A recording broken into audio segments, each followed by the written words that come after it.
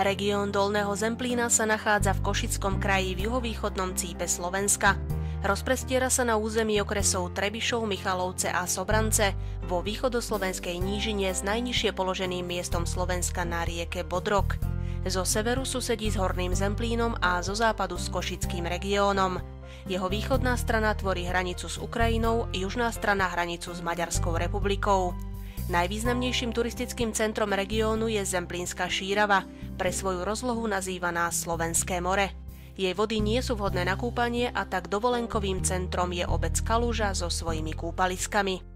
Na juhu Dolného Zemplína v okrese Tvrdošín sa nachádza Tokajská vinohradnícka oblasť s vinohradníckymi obcami Malá a Veľká Trňa, kde sa vyrába svetoznáme tokajské víno.